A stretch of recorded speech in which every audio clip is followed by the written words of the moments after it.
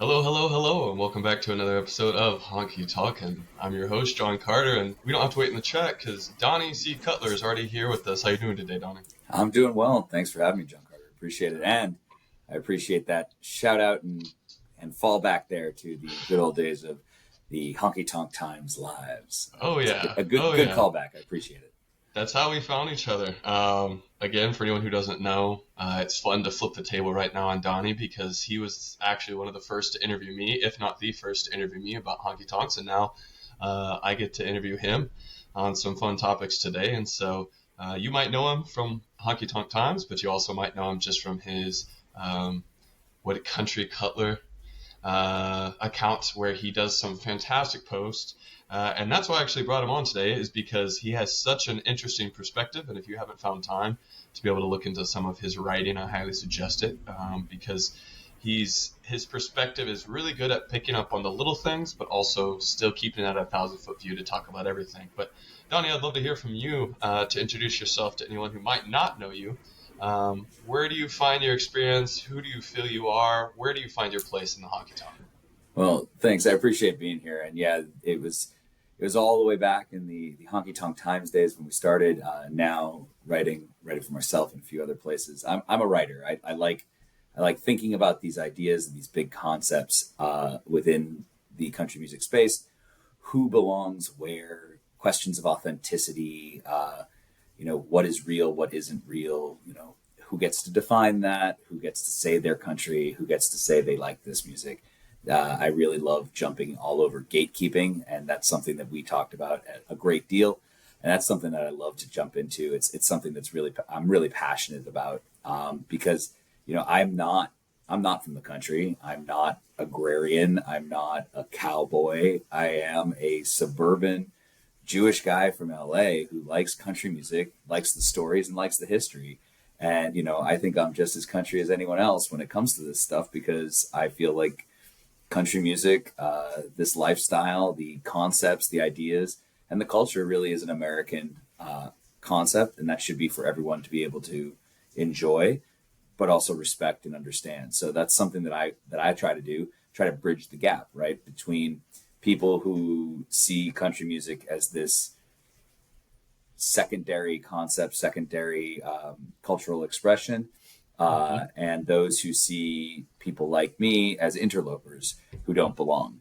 And so I try to find a way to make sure that I can speak the language of the people who see this as something that isn't of value, and then I can speak the language of this culture and space in a way that they can see that people like me are of value, and the communities where we listen to country music that you know, aren't traditionally seen as hotbeds of country, are also just as country as they are. So it's about the culture, it's about the expression, it's about figuring out the history and understand where it's going. Mm-hmm.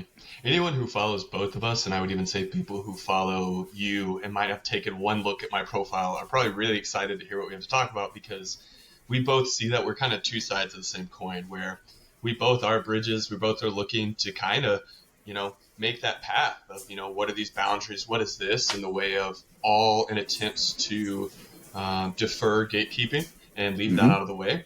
But we also come from very different backgrounds with very different perspectives. And Mm-hmm. yet we find agreements in all of it. And we find new knowledge through all. And so I hope anyone who doesn't know about either of us, though, who might have just come across this, recognizes that we both have an interest in agrarian culture, honky tonk music, and the our culture as a nation as a whole and the world, Mm-hmm. because it's all tied together in one crazy little rowdy group of folks, which you got to learn about. And that's what I'm interested in jumping in first, is For coming out sure. of LA, being used to that scene, which anyone from Texas who wants to instantly, go after and turn their ears off right now. As an Arkansan, seeing both Arkansas, Texas, plenty of other states, I'll tell y'all, settle down, settle down, because you'll soon learn that the robust scene that we have in places like Austin that still hold to very traditional ways of honky tonking, the ways that Hank Williams would have been proud to play at, the ways that Charlie Pride would have been proud to play at, they still hold true to that in LA. And so now that you've come and visited Texas, though, you saw some Fort Worth, you saw some Dallas. You even call it Planet Texas, which I love. Kind of reminds me Yeah. of Toy Story. I like it's a Yes, store I indeed. want to visit now. Yeah. I'm curious about what differences you saw, what you liked. You can even say what you didn't like, Hmm. and where you say those gaps need to be bridged right now. Yeah, for sure. So I was in Texas not too long ago, and I've been to Texas a number of times. I met my wife at a summer camp in Texas, and that's where I started listening to country music. Was when I made that trek about 22 years ago to summer camp in Texas. And the thing that really kind of surprised me when I started listening to country music is that I always kind of did listen to country music.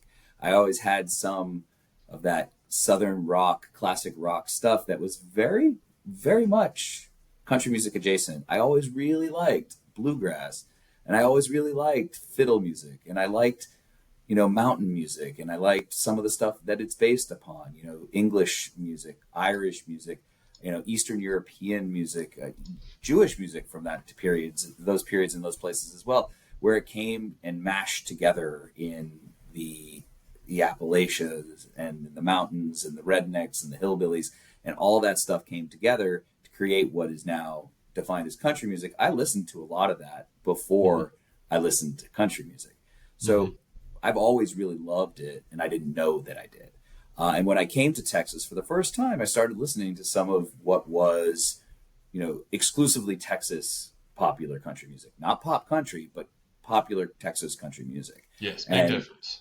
big difference. And my gateway drug, no question about it, my marijuana to my now black tar heroin addiction of country music was Pat Green. And Mm-hmm. I always will love Pat Green because he was my entry point to the country music scene. Yeah, it really comes at you like wave on waves. Yeah, something like that. Exactly. It just keeps on coming, and you get to go out to that dance hall. And we'll stop now. But the the opportunity came up that I had to be in Dallas for work, and it was during the rodeo in Fort Worth, and I was like, yeah, that's cool. And then I was like, I'm sure there's some great shows going on around town while I'm there. Let me see. And I was like, holy smokes, Mm-hmm. Pat Green's at Billy Bob's. I gotta go. I gotta go. It was like the first huge like concert album I listened to was live at Billy Bob's with Pat Green, as is a lot of people's first big concert album that they listened to if they got into the music in the early 2000s or even a little bit before that. So for me, it was like an obvious choice, And in the interim, I dive deep. I have a library of books behind me that I've read. I write about it. I read about almost everything that's online within kind of the alt kind of traditional country music space. I listen to a lot of podcasts. I do this stuff all the time, but I had to go see Pat Green at Billy Bob's, and it Mm-hmm. was incredible. And so I got the tickets to go. I went with some friends who were in town for the rodeo to play and have some fun. And we went and we got dressed up as we always do, and we put on our cool clothes, and we shined our boots, and we went in, and it was awesome. It was just so much fun. We danced, we two-stepped, we did our Western version, our California version of two-stepping, though we did progressive out of respect for the floor we were on, but we still did what we usually do. There we But go. the things that I think were most interesting, and I really loved it, I felt welcomed, I felt included, I didn't feel out of place, but that's because I chose to feel that way. And I was comfortable in what I was doing. I was wearing a 1980s ridiculous motorcycle jacket with, acid washed jeans and like white leather lapels and fringe. It was ridiculous, but it was like an intentional ridiculous because for us in California and in Los Angeles, when we say we're country, we need to show that we're country. We need to Mm-hmm. we need to show up in pearl snaps. We need to show up in shiny boots. We need to show up in tight jeans or Wranglers that are pressed and looking good because people will see you as just, oh, you're a poser. And that's not what we're trying to do, and it's not a scene that we're trying to create, nor is it something that we would tell people who came in. But we differentiate ourselves. It's part of the culture here. And I didn't see that or experience that in Texas because it just is, right? Everybody's wearing their nice clothes. They're wearing nice button-down shirts. They're wearing nice jeans. They might have a buckle on their belt. They might not. They got their nice boots on, but it's not. It's there's no element of cultural garb. It's just normal. And I think that was the biggest difference that I saw when I was experiencing it. And that's what I wrote about in that piece that I have up on my Substack, is about this planet Texas. There's a gravitational pull of Texas in its culture, its experience. The way you dress, the way you act, the way you speak in Texas is very different than it is almost anywhere else. Mm-hmm. There's, and in a different story I wrote about Texas, it's almost an immaturity that they have about this sense of inferiority, that they're worried that people are going to be like, oh, Texas isn't the best thing ever. It's like, you guys are good. Like, you got good music, you got good food, you have a lot of questionable other things like your electrical grid. But like, there's a lot going on in Texas that is, you have so much pride and energy that goes into it that it's infectious and it's gravitational. You don't need to do anything to be into country music and country culture in Texas. You're just there. And that's not true in Los Angeles. There's so much going on here that you need to make those intentional choices to wear the pearl snap, to wear the cowboy hat, to wear the shiny, ridiculous boots, as opposed to the nice, just regular old brown boots that you normally wear. That's the biggest difference that I saw. Obviously, the number of people who would show up to a Pat Green show is a little bit higher in, say, Fort Worth than it would be in Los Angeles. But I think that there would be a lot of folks that would show up. There are Texans everywhere. And so I want to say that now. I don't want to have to go into the witness protection program after saying that you have an inferiority complex, but y'all know you do. So it's okay. We can move on from there. But that's what I'd see was really different. And I think that if we're going to feel comfortable bridging these gaps and talking across our nations, or at least across our communities that share very similar cultures, we need to feel comfortable with the fact that some folks are going to show up a little bit differently than you might, but still do so with respect and understanding and then the desire to be part of it. And that's, I think, which was really clear when we were enjoying Fort Worth. We were enjoying Billy Bob's. I danced at the Longhorn Saloon, which was a lot of fun. There's just a lot of cool places to go and do cool things in all of these communities. You got to find them. You got to respect what's going on, but you also can be who you are. And that's something that I think is telling of the country community and of the honky tonk space. And it's important to me as someone who is an outsider to this, but someone who believes in the values of it to be able to do it. Mm-hmm. No, that's you. I think you picked the perfect week to come in, especially the perfect crowd at Billy Bob's. For anyone who doesn't know, again, growing up, I didn't really know about Billy Bob's, being from Arkansas. And yes, I am from Arkansas. It's the first tattoo I got when I crossed the border. Because in Arkansas, I would always shake people's hands. Hi, I'm Drunk Carter. And they're like, hi, I'm from Texas. And I was like, fuck you. Why is that the first thing you say to me? No, like, you're in Arkansas now. And then they would always talk bad about my state. And then until they went up to that mountains up north, they were like, oh, I love Arkansas now. I was like, no. You chose your side. You chose your side. Stay there. That's fine. But being down here, I do take responsibility for everything you said, because I think there's a lot of proof in it. But speaking on Pat Green, Billy Bob's, we have here in Fort Worth. If anyone who's listening hasn't seen it, but has seen something like Urban Cowboy, Gillies in Houston is pretty much what Billy Bob's built everything off of. And now I would say pretty confidently, it's definitely the biggest honky tonk in the world that's open to the public, at least. I haven't been to every Gillies, but the Gillies I've been to in Dallas, the other legendary ones, no legendary honky tonks that I've seen that come out of Texas in like the 60s and 70s are open to the public anymore. They're all event venues. So Billy Bob's is this massive place with a lot of stuff to do. We even have bull riding in there. We have a massive stage. And my favorite thing about Billy Bob's is I spent $16 to see Jake Worthington. I got to dance on a massive floor, and I got to look over the balcony that goes down into the pit, which is at the concert. So I got to dance and have a straight view of the concert for $16. I don't know anywhere else in the world I can do that. And it's a fantastic place, but the crowd determines everything, because Billy Bob's is definitely, it can turn into a tourist trap. One particular is Josh Turner. I will never go to another Josh Turner concert. At least at Billy Bob's, I've been 3 times, and every single time, man, it's a different crowd than what you experienced, Yeah. because those guys, I have no doubt, I would say 80% of the crowd is probably over 30, and they knew who Pat Green was. They were there for a reason, and the other 20% might have been younger than 30 and like just kind of around or tourist. But in the end, I bet you fit in like no problem. And that's what I will say about Texas is that like everyone's different. Everyone's Hmm. different, and no one like it's one of those things. I think talking to your inferiority point is that I think the hardest part to get through people's head is those, it's hard to say, like those ranch hands that feel the need to prove that they're cowboys.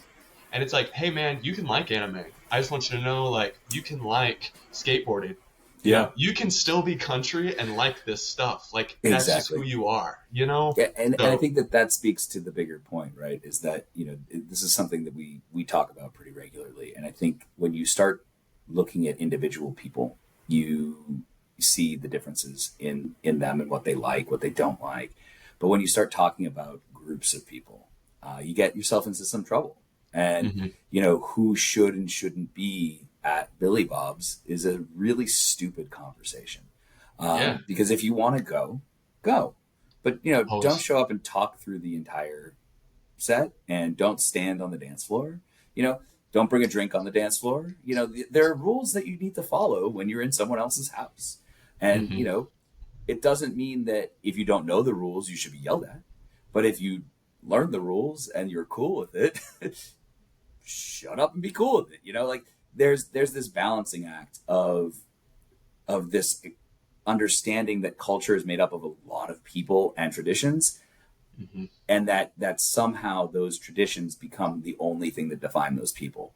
That gets you in a lot of trouble no matter what you're talking about. Across culture, across stereotyping, hatred is built on those types of things, and that's not what either of us are about. It's about opening the door and keeping things alive and hoping that they continue to thrive and evolve over time. Hmm. And the nuances in those things are where we can have interesting debates. But when you start talking about the ranch hands, just like you said, they might be into skateboarding or anime. That doesn't make them any less country or any less a ranch hand or any less a skateboarder or any less into anime. These are these are parts of who people are. It's part of what make up the culture. And, Hmm. there's value in all of it. And I think that when we get wrapped up in this idea, like, how could you possibly have country in LA? It's the most city of city places of all time. It has glitz and glamour. It's, palm trees and Botox. Yeah, that's true. But, Buck Owens recorded all of his records here. So did Merle Haggard, or most of them at least. Yeah. So did, Tex Ritter. I mean, like, we can go really far back. Capitol Records in Hollywood, you couldn't be more Hollywood than Capitol Records, was where most of country music was recorded. You It was know, New York and LA. New Jimmy York and Rogers LA. was in New Yeah. York. That was like, of course, he wasn't like the first recording artist, but the No, first radio recording. New York and LA. that was it. And so, it goes to like how country music came about. There's a great book. I will grab it because I always do. This is like my go-to. Is Creating Country Music. It's by Richard Peterson. It's an academic book, and if you're into the history of this stuff, I highly Hmm. recommend this book because it's really quite interesting. And the subtitle is Fabricating Authenticity. So all of our talk about who is and isn't country, take a read of this book. And this it gets us really nicely. It's a beautiful transition. Look at this. It's like we planned it out. There was a time when hillbilly music, which is what country music was called before it was codified as country music, and race music were the same music. It was Hmm. exactly the same, except white people made hillbilly music and black people made race music. It sounded the same. They used the same instruments. They sang about the same stuff.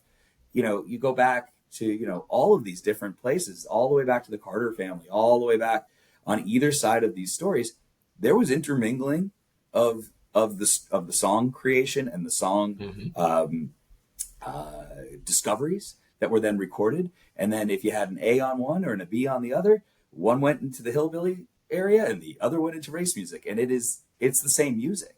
and it came from the same place, and it evolved differently because of how it was exposed and Hmm. what other influences came into it, of course. But at that time period, it was pretty much the same. And that's not that far back. You're talking No, about like the 19 teens 50s. up through like the mid 20s until it became much more codified. And the reason it became codified was to sell it. And Hmm. so, it was fabricated, it was created. And so once we can be okay with that and like we are aware of what that means, then we can talk about this a little bit more organically. We can talk about how things have changed, how they've evolved, and what those things mean in today's society and in today's honky tonks, in the places where they're expected, like Fort Worth, and where they're not expected, like Los Angeles. Hmm. And I think that's a huge thing too, is a lot of people discredit California because of our current climate. But what they don't recognize is that the Great Depression is what brought Arkansas, Texas, Louisiana, Oklahoma all out to California. So Mm-hmm. technically, California took the South in first. And then through Bakersfield, that's where a lot of those guys, not all of them settled, but a lot of the musicians were settling. And without the Bakersfield sound, without Buck Owens disowning Nashville, we wouldn't Mm-hmm. have Gillies today. Nope. Because what's weird, again, this is like the switch. There's, oh man, I feel like we could sit for an hour if also way more educated people have talked about it, but we've had this switch where like during Buck Owens, during those 50s era, like Nashville sounded more Western and the West sounded more country that we know Yeah. today. And then it's as though when Buck Owens was like, yeah, we're not doing this, and it switched and started going back to Texas and started hitting the honky tonks, then all of a sudden it like switched. And Nashville kind of took the Texas country that Buck Owens and the Bakersfield sound brought and switched it to that cosmopolitan sound. And then all of a sudden, 80s, 70s, 80s started growing. 80s and 90s, it just boom. Like Yeah. now we had all of a sudden those subgenres like we see right now. What I love most about this time is every subgenre has been represented. Yeah. Bluegrass is coming back, gospel is coming back, cosmopolitan country is coming back, Texas, red dirt, western, you name it. It's Yep. all these subgenres are getting represented so well. And I think you might want to go into genre in just a little bit, and I think genres would be good to talk about. But I just wanted to give a little credit to California as well. Of we are as a whole a nation that is agrarian. Everywhere produces something agrarian based. Even people wouldn't recognize that, like Pennsylvania is massive in agriculture, yet they're on the East Coast and we're one of the first colonies. It's like Mm-hmm. they've been here from the start, yet they're still deep in it. Yeah. And too often we get caught up, I think, in the comfort of saying my town's better than yours or I'm more country than you. And then we don't trust one another, which is one of the whole reasons we're agrarian, is that when I take off my hat and shake a woman's hand, you recognize this guy's at least worth trusting to that level. Then inside of that respect, that bubble of respect that we have inside of our culture, we can relax and we can joke with one another. And that's the point of that honky tonk, like you were saying. When you walk into someone's house and they ask you to take off your boots because you're tracking in dirt, you don't argue with them. You just do You it. want to be there. So it's like either take off your boots like they asked or leave. Like they're not Mm-hmm. the one being rude, you are. And Right. so on one side, that's what also stinks a lot of the time being a bridge that I see is on one point I have cowboys on one side that are just like line dancing has no place in the honky tonk. And I'm like, guys, I mean, technically we could accredit line dancing to historically black colleges in the 20s with stepping and strolling, but also like our popular line dances today are from the 70s with disco and the honky tonk, so it's more traditional than what you're doing right now. And then on the flip side, I have a lot of city folk who are almost trying to stretch country. So one side is trying to pull it in, and one side is trying to be like, oh, well, why can't I be country? And it's like, the way you're asking that question is wrong. It's not that, again, it's not that a skateboarder can't be country. It's the fact of if a skateboarder tries to just, it's like collecting a badge of, oh, well, now I'm country. It's like, no, no, no, no. You should want to get in and learn that respect, learn that culture, and then bring it back. You know, Yeah. it's It's just a balancing act, and like exactly. that's the reality is that there is no pure culture. There just isn't. Hmm. Culture is about expression and interaction and influence. And if there was a pure culture, I wouldn't be in this. I wouldn't. It wouldn't make sense. Like I have no agrarian roots. I have no range roots. I'm not. I have no cowboy in me. There's nothing to it that belongs to me. Hmm. but I'm interested in it. And so I learned about it. And like many other things and many other people, you can learn about something, it can be part of who you are. And, I have a collection of random stuff behind me, right? I got a lighter from an artist that I really like and makes music. I got an antique boot remover that my mom gave me for my birthday. I got this cowboy up on the wall that has been in my family since I was a little boy because an artist gave it to our family, and now it's here. It's part of my my background for these conversations. But that's my culture, right? That's who I am, and there's a lot of stuff back here that isn't necessarily country. I got my little league ball that I got for coaching my kids' team back here too. I got pictures of my kids. I have artifacts from work, right? That I might be wearing a blue collar here, but I sure as hell don't work a blue collar job and never did. But I did have boots for work once because I had to stand outside and talk to the media. But Hmm. the reality is that you don't need to fit every mold of what is expected of you to be part of this culture, right? You just need to understand what it is and respect most of it. And if you don't agree with all of it and you still want to be part of it, you got to be able to stand up in a way that is respectful and push back. Because that's where I think we will probably disagree, is that the evolution of culture is necessary for it to survive. You can't have like you this is the thing that is like the most obvious example, right? Hmm. Tom T. Hall is a country music legend. And he Hmm. got kicked out of the Opry because he didn't want to not have horns on his new album when he came to perform. He didn't get to go. He was also pretty pissed off about where everything was going with country music at the time. It was kind of the countrypolitan, jazzy disco time. He didn't like that very much, but they didn't want to have horns on the Grand Old Opry.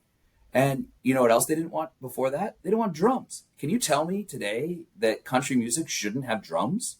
No, As a you can't. dancer, we can't even we can barely follow anything without drums. Right, you can't tell me that. So yeah, there was a time when it wasn't country music if it had drums, and there was a time when if it had an electric guitar, it wasn't country music.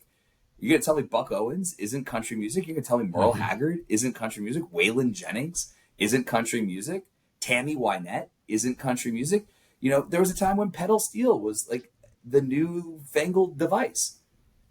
Come on, like that's the most country of country instruments. Where was it made? It was developed through a whole bunch of stuff that started in Hawaii. Is that Hmm. country? We can keep going down this rabbit hole. Everything is going to change and evolve, but the culture itself can take things in just like you can take things in and have them become part of you. There's just such this divide between this orthodoxy and Hmm. Catholicism, both Hmm. lowercase letters, right? Where people just want to believe that it's never changed and it never will. It's like, no, of course it's going to change. But there are elements that need to be part of that. You need to Hmm. understand the history. You need to Hmm. understand where it came from to be able to understand where it should go and where it shouldn't go. Because look, and I know that your head explodes every time you see this stuff, and I kind of agree with you, though I think you may be a little bit angry about it. And like, you're young, you have a dark beard, mine's gray. In time, you too shall come back a little bit. Thank But you, young grasshopper. yes, indeed, yeah. One day, the teacher shall become the student, or whatever the expression is. Um, the reality is that the stuff matters because we say it matters, and it is only going to be valued if we value it. And I think that there's something to be said about those who are respecting the history and understanding it. But there has to be the balance there too, because people are going to want to change. People did change. The fact is, like, 15 years ago, no one would have been looking on Instagram to learn about how to dance, but now they are, and you're getting lots of people who want to learn how to do, proper progressive two-stepping through Instagram and TikTok. It just wasn't a thing before. So things are changing. Things are going to change. You need to understand where they were so Hmm. that they can go to a place where they work. Yeah. And then I think that, and that's what's funny, you kind of were like, we disagree on this, but we don't disagree on what you said, the specific thing you said, because the important thing is to look back. And that's also what we're about to go into. But understanding the history of anything, you know, you and I in both of our faith also share a lot of understanding of one another, because to even get where I am, I had to read everything that you read. Not everything, but a lot of what you read. However, our perspectives are different on it. Does that make Mhm. one right and one wrong? Possibly. But you and I, the point is, though, we can still have mutual respect for one another. We can also still do life together. Because that was the point of these honky tonks, was to be the middle ground.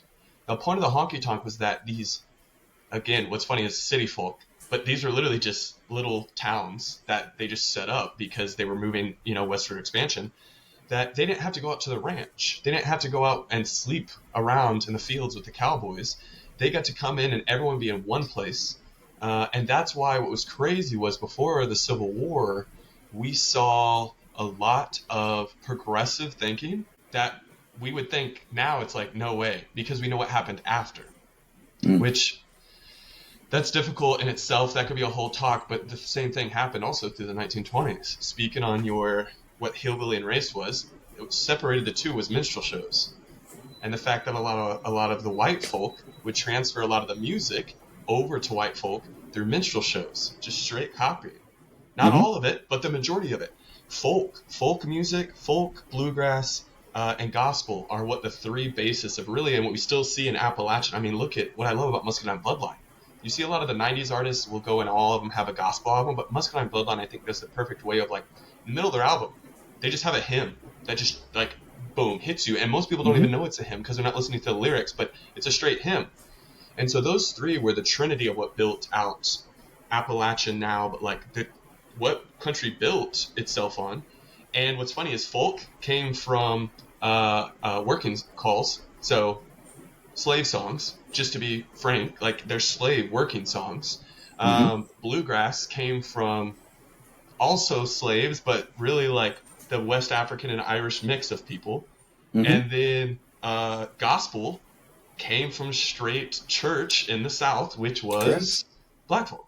Yep. And so it's a fact of like, we have to know our history. And that's what I don't understand too, is a lot of people will look at me trying to look backwards. Because that's the thing, is like you just said, I'm always wanting to evolve. And the thing is too, who am I? What type of fool would say like, oh, things can't change. They're going to change. I'm either going to get Mhm. dragged along the bottom while the wave goes, or I can get on top and surf. And my thing is, I'm trying to surf, but like, I'm on a different wave. I'm over here like, where's everyone else at? And that's why I think I respond with such anger, is I don't see any other dancers who are trying to instruct that can even keep up in conversation. And not even that, but it's like, who's actually speaking out?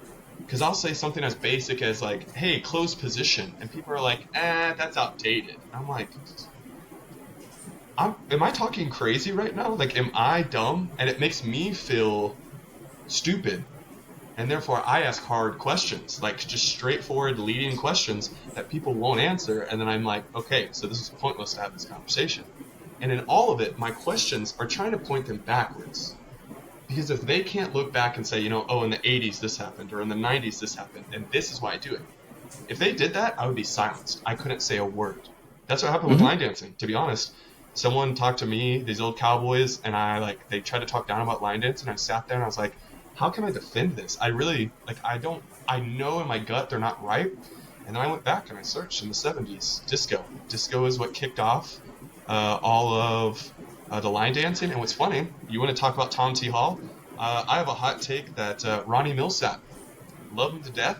If he would have dropped today, he wouldn't be country. No. No. There's a There's a lot of lot of people who would have artists like dropped that. today who would have fallen. And I would argue there are a lot of artists that are out today that are being considered country that in 20 years will be seen as pop or hip hop adjacent artists. Um, we don't need to talk about them because I don't No. like them very much. But I Yeah. think but here's my hot take on that. If you like that music and you think it's country, good for you. I'm not going. Mhm. I am. I'm. I. There was a time when I would have fought somebody about saying Morgan Wallen was country. It's like okay, fine, he's country. I don't like his music. I don't like him. I think he's a bad person. I also think his music sucks. Um, but that's not. It's not for me to decide what you like and what you want to do. If you want to come and put, you know, some of his more, trap beat, hip hop styled country music on at my party or at the bar that I want to go hang out and listen to, what I think of as good country music, I'm going to be offended by it. But that's why I also put in $20 into the jukebox and, put 10 songs on and, piss people off because that's fun. And I get to listen to the music I want to listen to. And that's the thing. It's like, this is about, at its core, this is entertainment, right? Mm-hmm. And at its core, this is the entertainment aspect of the culture that we're talking about: the honky tonk, the dancing, the music, the hanging out. Like you have other lines of thought and into the agrarian aspects of culture, Yeah. and the work and all of that. That's not what I'm talking about. I don't touch that because it's not mine to touch.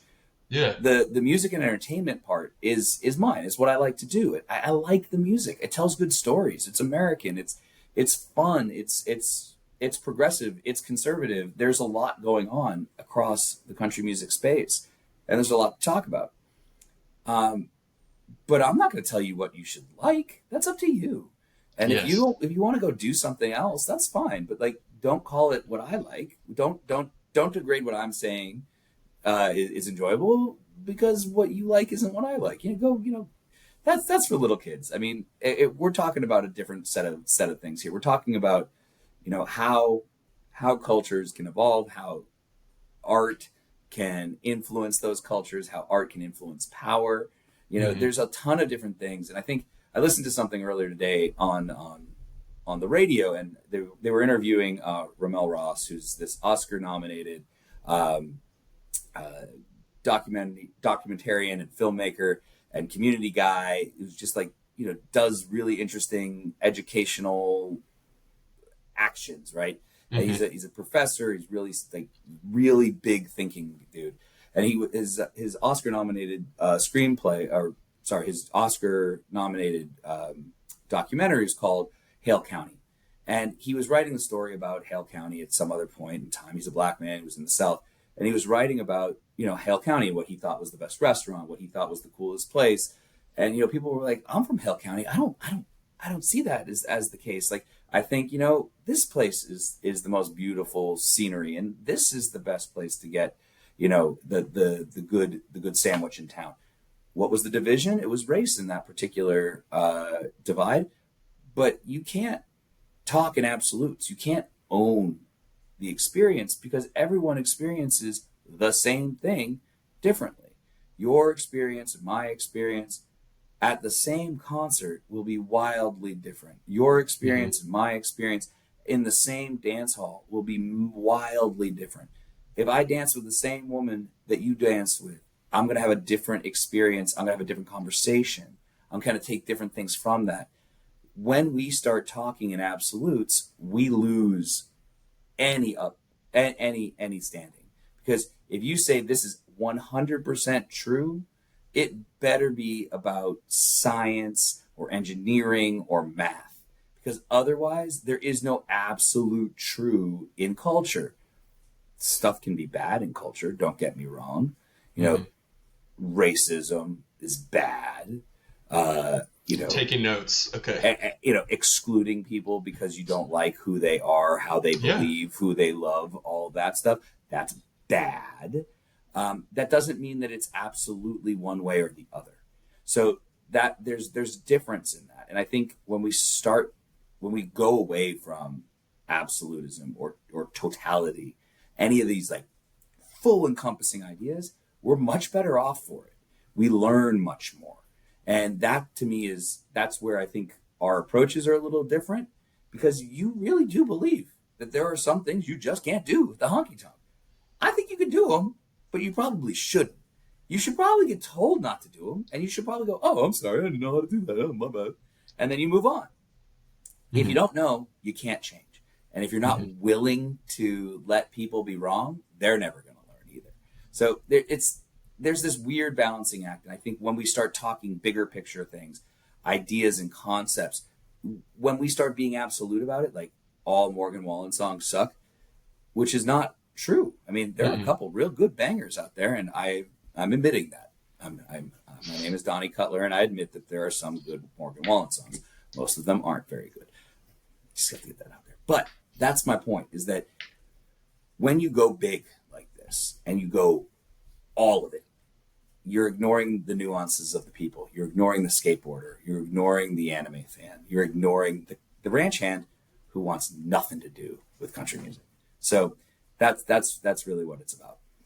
Yeah, and that's the hard part too, is when I'm trying to make room for other people. For example, when people try to like, as soon as someone brings up anyone, but specifically we're on the topic of Morgan Wallen, and they're like, this person isn't country. First thing I'm always saying is, what is country? What is country? Because again, I try to explain to people that some of my fondest memories of back home, less than 3,000 people. I grew up with, we were the only mascots who were hillbillies, one of two in the nation, right?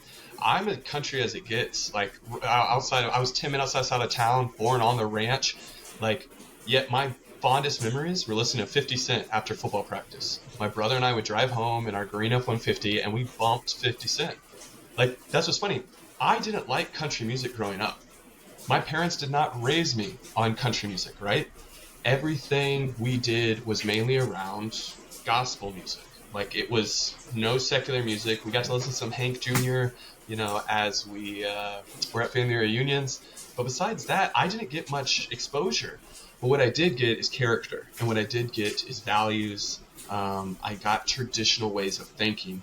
And when I talk to other traditional people and I try to explain to them, you have to make space for Morgan Wallen or he's going to overflow into everything else. And that's what we consistently see happening is the pin that we're like, people are trying to gatekeep. I'm trying to build pins for these people, aka things like alternative country. Anyone can fit in that. You want to be country? You want to throw a banjo on a rap track? Come on. Like, we'll have you. We'll have you. Because what people don't know too, things like angst. Would you believe me and I think it's too, I can defend it. Angst music, like rock, is the strongest it's ever been inside a country. I don't see a scene outside a country, but like the Co-Wetzel Red Dirt rock movement, angst is it's thriving in the country scene. But outside of it, I see it going like the angst scene kind of went towards like pop or metal. It didn't really stay there, but we are grungy as hell in our country scenes. Guys showing up in Vans and ripped jeans and, there's wearing their My Chemical Romance shirts and they're wearing their redneck hats with a dip in, but they're just going down to some like hard, angsty music.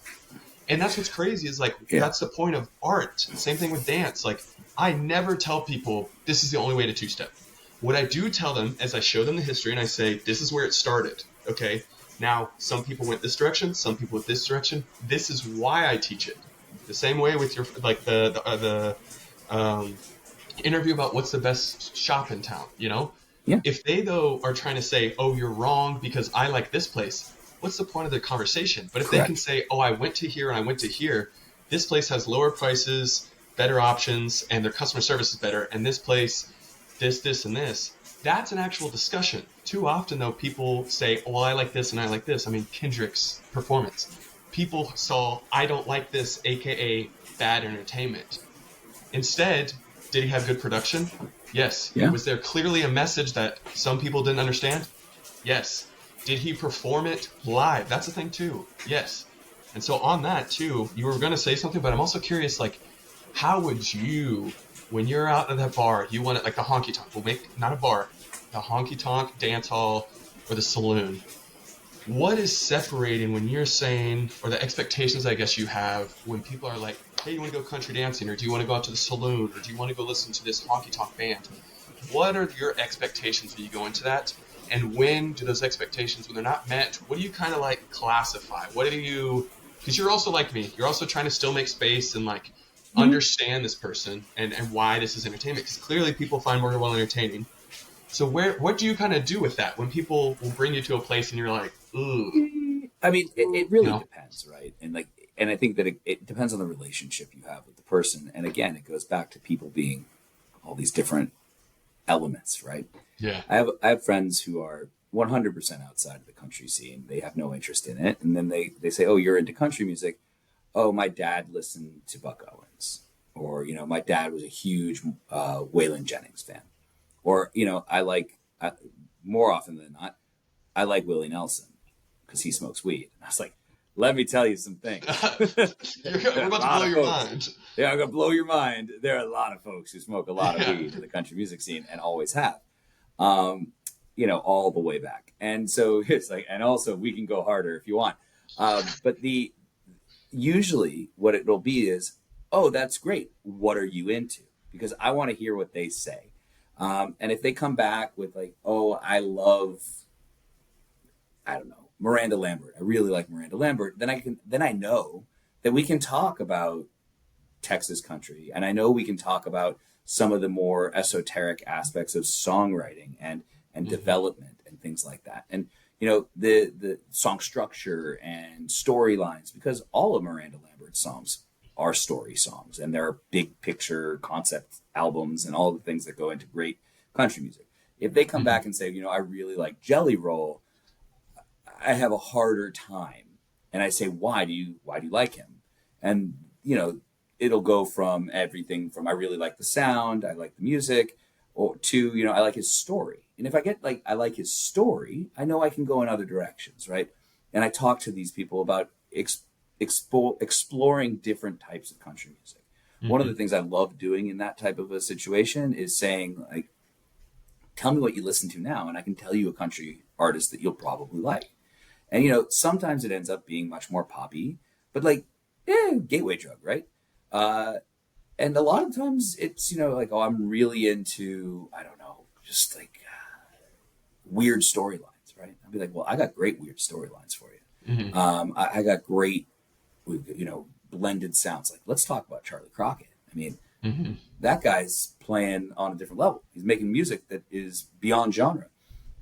And it's beautiful. And it's fun. And it's country.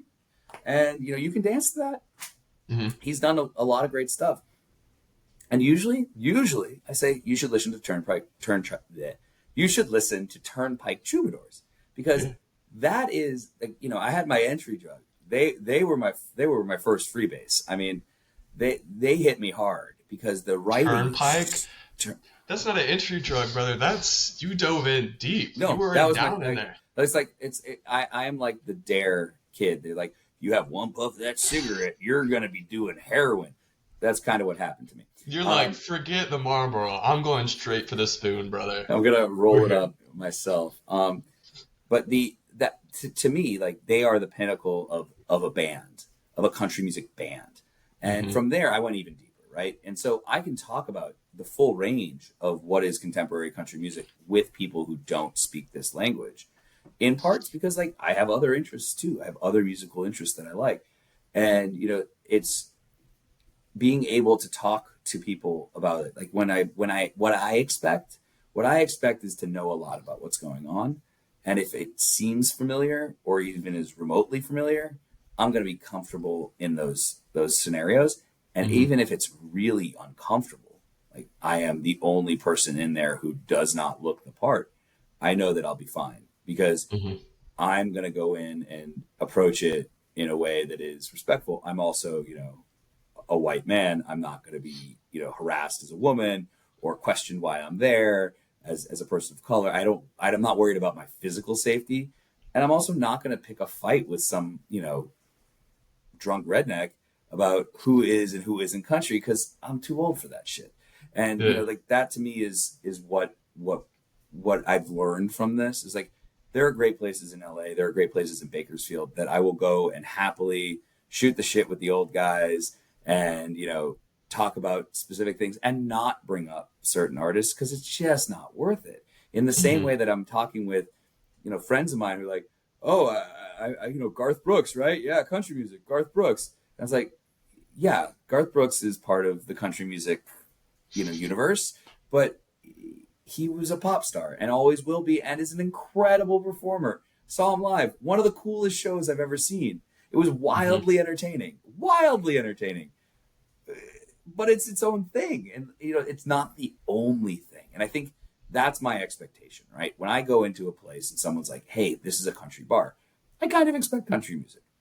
I'm sometimes frustrated when it isn't. Sometimes I don't care. But I'm also not going to get completely bent out of shape that, there's line dancing going on. I hate line dancing. I don't like doing it. It's not for me. But if you want to do it, go ahead. Like, I don't care. I don't want to do it. I don't want to be pulled into it. I get it. We're going to do a kickball change. We're going to turn to the left, and then we're going to do it again. I get it. It's not that complicated, folks. Woo! All right, we'll do some other mixing. We'll spin to the left. We'll spin to the right. We'll shake Yeah. our asses. I got you. Okay, cool. Yeah. Love it. It's not for me. It's boring, Nah. and I'd rather listen to the music than line dance. Hmm. But that's a digression. My point is mostly about knowing your environment, knowing who you're talking to, and respecting them as individuals, Hmm. as opposed to them being some like blob of, I'm country, you're not. Yeah. Like how much percentage of country you are. I mean, I can put on an accent, I can play the game. I got Wranglers and like '90s vintage T-shirt button downs upstairs. I got a Stetson. I got nice ass boots that fit and are scuffed in the right ways and are shined the right ways. I could walk down the street in any town in America and people would think I was country as fuck. But I live in Hmm. the suburbs of Los Angeles. You know why? Because I do. And Hmm. no one else is going to question that in any other place. But I like putting myself out there so that it can be some sort of, a way for people to learn a little bit about both sides of this coin. You know, I'm not going to get on the soapbox about where we are right now as a nation, Hmm. but there's a lot that can be done and should be done to protect who we are, against certain forces that are trying to change who we are. Hmm. You interpret that any way you want, folks. And come read my stuff and you'll know exactly what I mean. We can fight about it there, but not here. Like that to me is the most pressing thing that we need to figure out is human respect. Like there are people who are making this music who are part of this culture that don't fit the mold of what you expect it to be. You being those who are in it, you being those who see it as something else. Hmm. Take a second and learn a little bit about what it is now, what it was before, and where it can go. Yeah. So that's what you lead us perfectly into why we did all this. On one side, I think it's very important to recognize knowledge is vital, but also knowledge and skill is not how we compare ourselves. Because if this is just a game if it's just a dick measuring contest, everyone's going to lose to someone. And so on one side, we have people who are trying to just educate themselves and be able to outsmart other people or hold a conversation and know more. Like, oh, you don't know this person? It's like, okay, step aside. And there's Mm-hmm. also people who almost are not, it's not weaponizing competence because that's a completed topic, but it's the guys who they are country. They were born and raised there, that they know their stuff, but also not know their stuff, but they live that. But yet they really only know the stereotypes. Mm-hmm. And like you're talking about too with our country, fear is the biggest problem we have right now because identity, we don't feel we can step outside of our box and still maintain ourselves. We feel the need to almost be in this herd so that we feel comfortable. This is nothing new. There's never nothing new under the sun. But social media has amplified it and brought a lot of light on it, and it's almost making us more fearful. It's the same way with anyone who's listening to faith. You should never just be in your group. You should always be seeking to be outside your group so that you can represent that group and welcome that group that you're in right now into your original group, And that's why I think I get so ticked off, and I think that's what you were talking about and why you see my anger is because credit is not given where credit's due. And I'm specifically calling out instructors and businesses. If you're benefiting off of this and you know what you're doing, that's what pisses me off when people use the term honky tonk and they're just kind of, again, like in LA, some people just want to throw on, their neon cowboy hat, some chaps, and look sexy and jump. I don't care. No one is going to that specific party and But there's specific honky tonks in LA. When they say we're throwing a party, people have expectations. Correct. In Texas, everywhere can be a honky tonk technically. If they have a dance floor and a place to drink, that's fine. But if you're trying to say you're the biggest honky tonk or you're the best or blah, blah, blah, blah, blah, and I go in and you're 60-40 hip hop to country, and the country you play is 15 to 20 years old, and also all of it's just two-stepping, you're gonna kind of rub me the wrong way, especially when I try to talk to you and you make me feel out of place. When you make me feel stupid, that's only going to push me more, because now it's now you're appropriating a culture that inside of this culture we're still appropriating it. Because we started out this conversation and it's about to go into a direction, and before we go into this, I want people to know, yeah, We're two white dudes. This is not a virtue signaling conversation where we're like, blah, blah, blah, we know more than you. This is an opportunity for us to undo what our generations before worked hard to twist in and keep people out. And we hope that one day we're not having to preface this conversation at all, but credit where credit is due matters. And so we have to turn back, and we also have to talk now about what's going on. And all of it is in celebration of Frederick Douglass's birthday, which technically isn't this week. We don't even know when it is, because shout out slavery, you didn't take documentation of Frederick Douglass, who was massive in the abolitionist movement, but we just know he was born in February. So we're going to celebrate it this month, which is actually tomorrow. Will be his birthday, the 14th, which normally is on a Thursday, but it's on a Friday this year. So this is why we're doing it. And so the credit where credit is due, as you've heard, the big three influences we've had in country music as a whole is, I would say, and you did, Donnie, take me where you're at, Hawaiian, because of the steel guitar, the banjo from West Africa, and the fiddle from Ireland, which I would say, which a lot of people can argue too, that West Africa also brought the fiddle. However, in the style that we play it, it definitely resembles more Irish. And what's crazy is in every single one of those cultures, we at one point had colonized or somehow had some type of occupation where they worked for, I'm not going to speak about race because there was race in a lot of it. In the end, people were oppressed and we benefited from it. That's how country music really started. And yes, in that, there's also what I like to speak about, because a lot of people don't, and I said it at the start, is the beauty that in that oppression, there was certain places that now people would still say they're sundown towns. There was progression until something changed, and then some of the most atrocious things happened in those areas. And now we've just kind of overlooked them.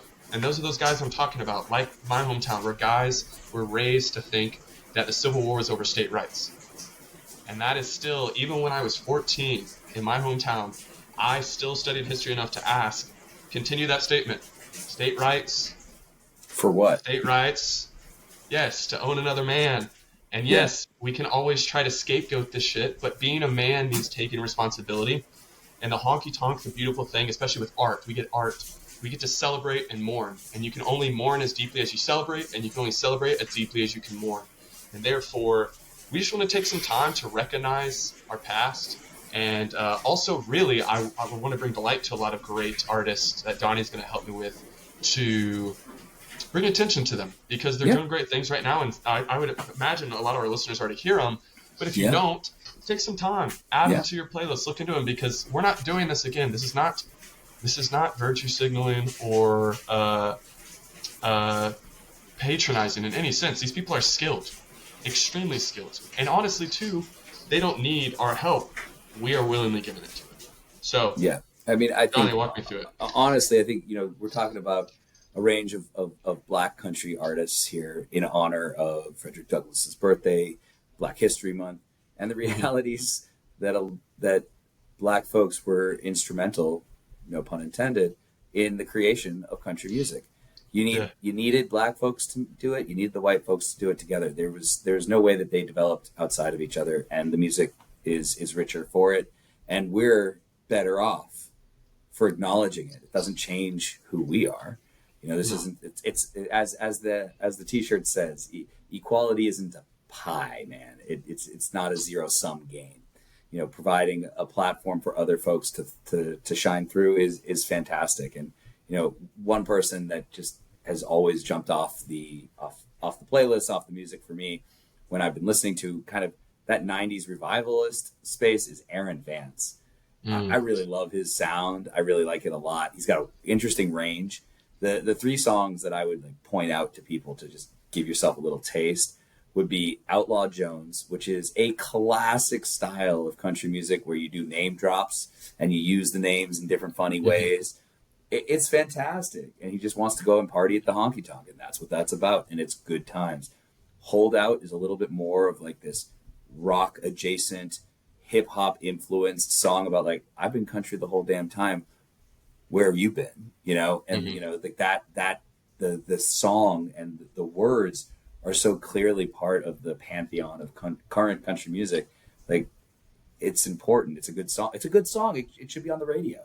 And And then my favorite, kind of more poignant one is called $5. And it's a song about Lincoln, right? It's about what would Lincoln do if he was here right now? Would he, he would probably shake your hand and talk to you about your boss. He thinks that you should be equal. He thinks that we should be talking about the character of people as opposed to the color of their skin.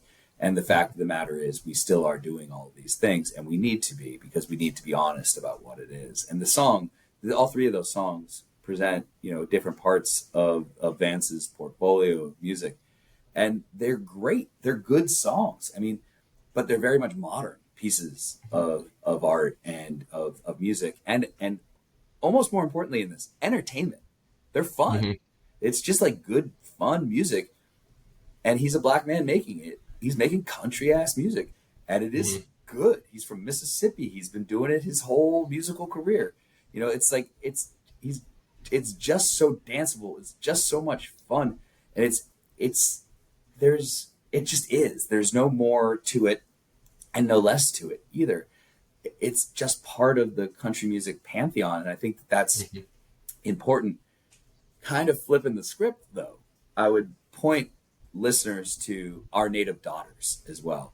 That is just this super group of foundational country roots music put together by Rhiannon Gideons, who's of the Carolina Chocolate Drops originally, also like of every other group ever.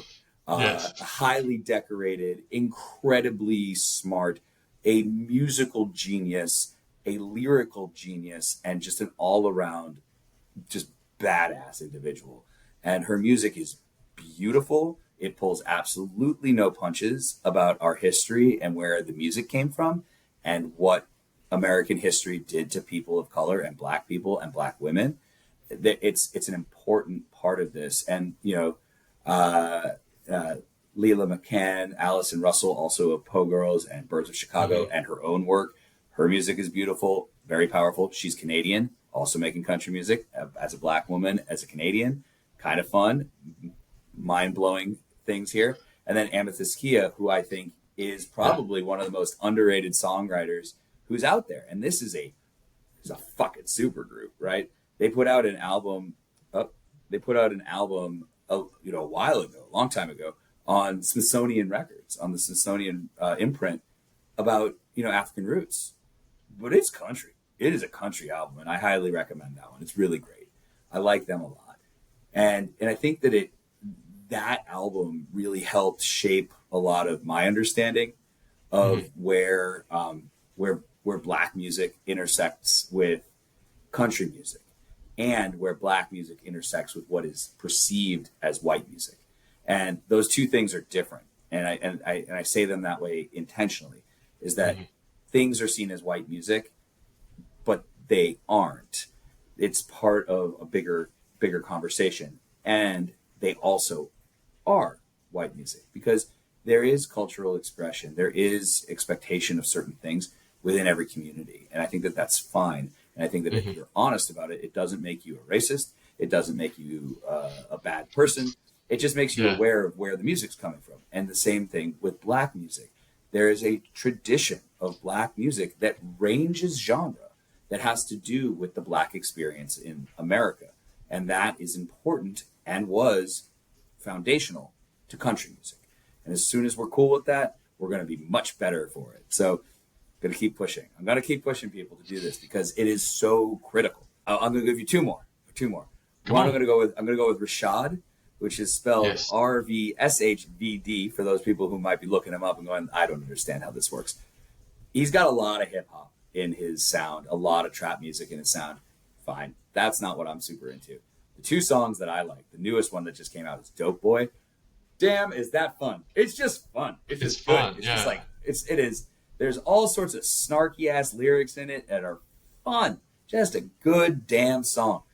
You want to dance to it. You want to, you're just bopping to it because it's a country bop. I mean, like that's just, there's no other way to do it, to describe it. It is just fun. It's silly. It's about selling drugs and having money and getting the good car and the girls and all the stuff that you want from, the bro country adjacent area.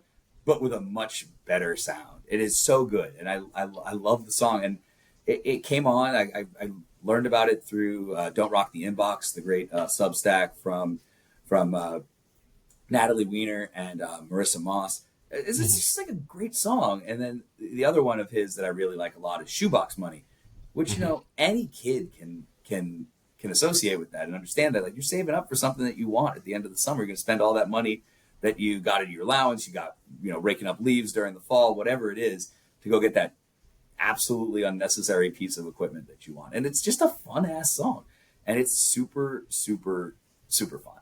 And I really like it. And so, I think that people should be dancing to those songs, get those into the line dance circuit, if that's what you're into. I mean, like, there's more to these songs, that there's more out there that we can be doing to not only platform, but just listen to more stuff and enjoy more of what the country music could be. And my last one is a personal friend of mine. She lives here in LA, Serafia. She is just so good. It's so good. It's a little jazz. She has a lot of jazz in her. She has a lot of classic vocal training, but this jazz infusion of her jazz infused country is like what I would describe her music as. And her new stuff has so much heavy pedal steel, and her vocal range is just unbelievable. And she's talking about love, pain, family, dealing with being who you are and finding the way to express that. Those are some country ass themes, and the songs are country.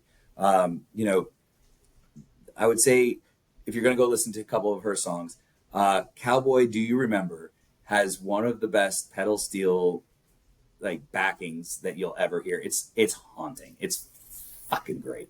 And then Passenger Side from the Flower District studio sessions.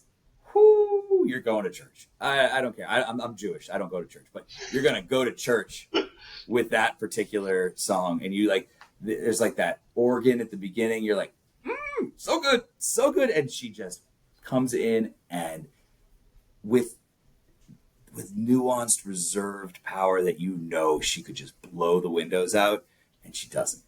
And it's just so, so good. And, these are artists who are representing a range of country music expression. And, you would look at them and possibly think, oh, they don't belong here because they're black. Yeah. But they're making country music. They've made a choice to make country music. That's how they're expressing their artistic vision.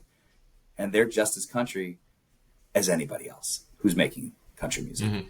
And that, to me, I think is the most important message that we can give in any time, is that you don't look country.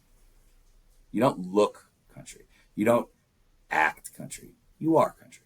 And if you want that, you want to be part of that, then you do it. You express things, you learn things, you listen to things, you enjoy things, you consume things in a certain way. But that doesn't mean that someone else who is consuming these things differently, engaging with them differently, but still is coming to it with that intention, they aren't any less than you are. And to me, that's where this all comes down to. It's like figuring out those boundaries, understanding where they come from, those types of things. It's real important. Yeah. And we need to be welcoming. We need to be willing to defend and explain ourselves. But we also have to be open enough to understand that they might not do everything the way we want them to. Anybody.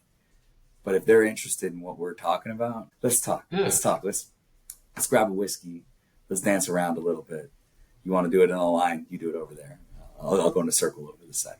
But we're going to do it together. And I think American country music, and country music globally, but American cultural country music doesn't belong to one person. The West doesn't belong to one person. The South doesn't belong to one person, or one type of people, or one kind of people, or one religion, or one race, creed, gender, whatever. It's all of ours. We have equal right to it. And you can go and claim it how you want, as long as you're respectful, you're willing, and you want it. Like, just come in and do it. Like, I love this stuff, and I didn't grow up with it.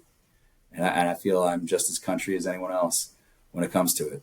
So, we have different ideas about stuff, but we're going to come together and enjoy it. Exactly. And see, that's what, when you said, well, John Carter, you care more about, the agrarian side, and I don't necessarily know that. And that's what's funny is, like, there are certain people, like, there's people who are deeper in it than me. Like, again, someone's always going to be more knowledgeable, more passionate, more blah, blah, blah. But in the end, why I love the Honky Tonk so much and why I'm defending it is, it's that meeting place. It's a rally point for all of us to meet, where you don't have to worry about what's going on outside of the honky tonk. If you show up and you carry on their tradition, you're supporting farmers and ranchers. And until farmers and ranchers die out as a breed, which that's a different discussion, then we still have living tradition. I still claim it, and no one's been able to give me another culture, but we're the last living traditional dances. Every other traditional dance you see in Germany and Lithuania, and even in Latin America with Mexico, people aren't wearing those traditional things when they're doing those jobs. So the traditional styles might have came from vaqueros, but vaqueros don't wear the things that they wear when they do the traditional things, which they're still going crazy right now. Those competitions they have, like nationals, are blowing up. They're huge.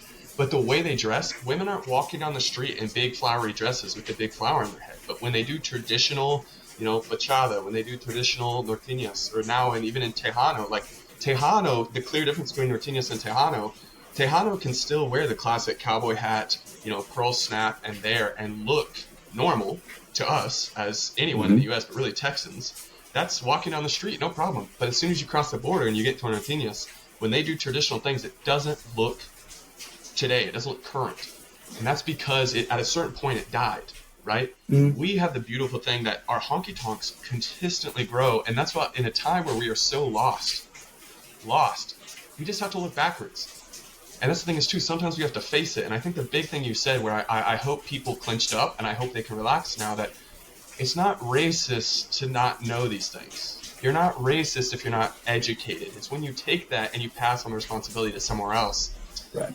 Now you're pushing it. And when that turns into also actions where you're like, oh, they're not country, they're not this. Okay, now you're making prejudice statements that can be very racist because you're letting prejudice determine your actions, and that's not okay. Yeah.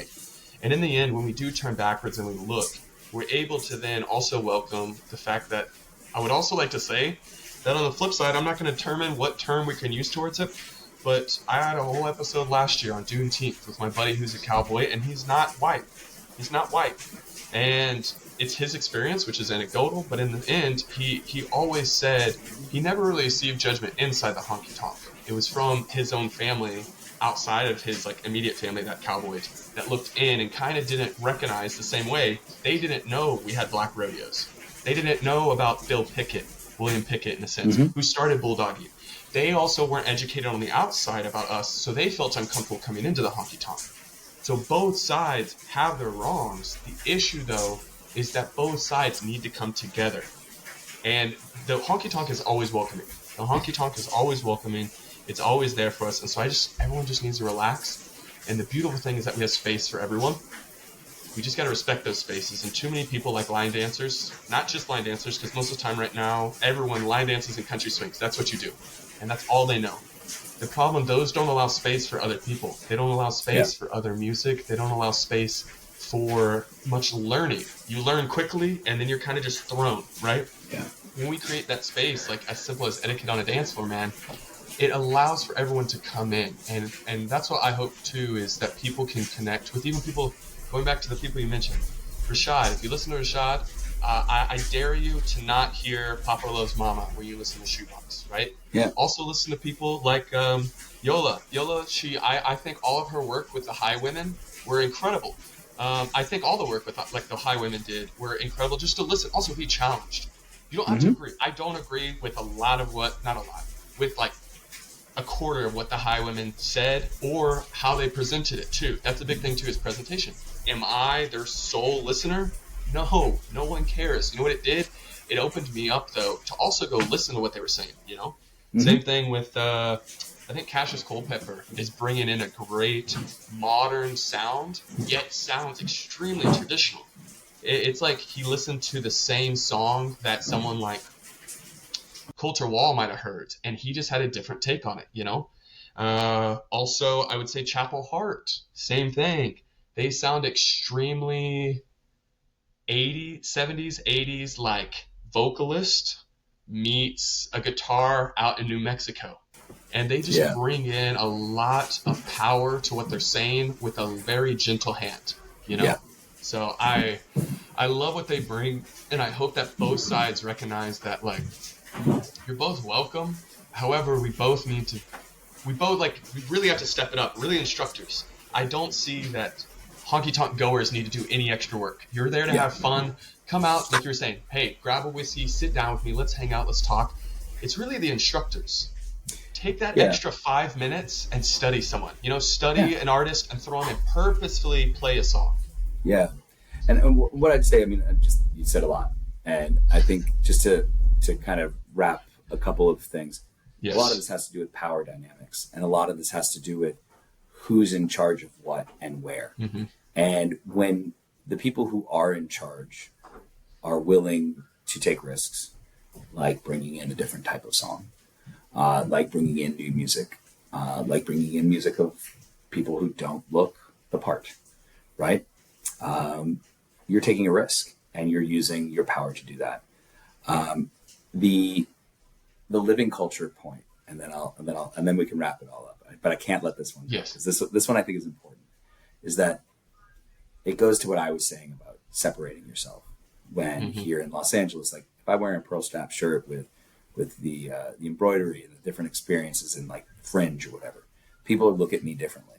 They think of me differently than if I did that in Texas, or I just wore normal kind of Texas adjacent country clothing, or in Arizona or in New Mexico or Colorado or any of these places where this is, normal, right?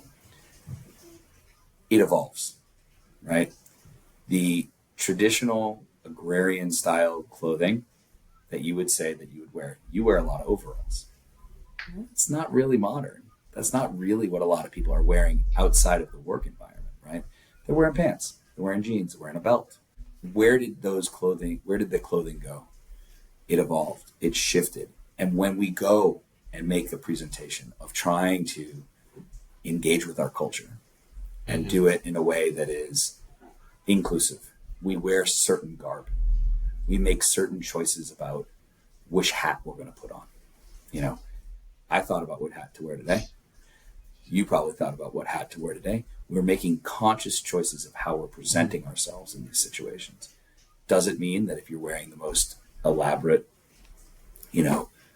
dress or lederhosen or hair do? I don't really talk much about hairdos. I'm bald for those who are just listening. You're making choices across all of these things, and all of these choices have to do with power dynamics.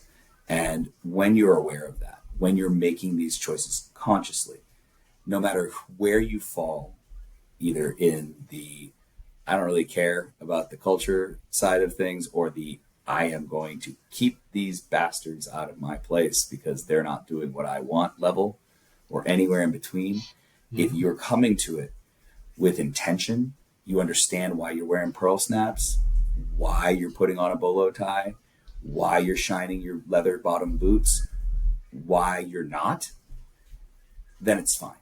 I think that to me is the important part, is this intention with what you're wearing, the choices you're making, the music you're listening to, the dances you're doing, or the way you're presenting information to people. All of those choices have to do with power. All of those choices have to do with differentiation and showing respect. That's why I brought you on. That's actually one of the thoughts I was trying to finish, and you took it right from me, and I love that, because intention and also knowledge. Again, the same way we talked about those restaurants. I don't care if you decide, like people right now who want to wear flip-flops and gym wear to the honky tonk, if you can tell me how that's country, guess what? I have to shut my mouth. If you can somehow connect that to Loretta Lynn, or somehow tell me about DeFord Bailey with your flip-flops, cool. If somehow you can tie it all the way back, then no one can do it. But if you're just doing it because of comfort and you think that a culture should conform to you because you're now in this place, then you are disrespecting and you're not putting intention, and you're not making That's good fair. choices. And and so that's a fair and good point. And I think that, look, you wouldn't show up to the symphony wearing shorts and a t-shirt, but you could show up to the symphony wearing boots.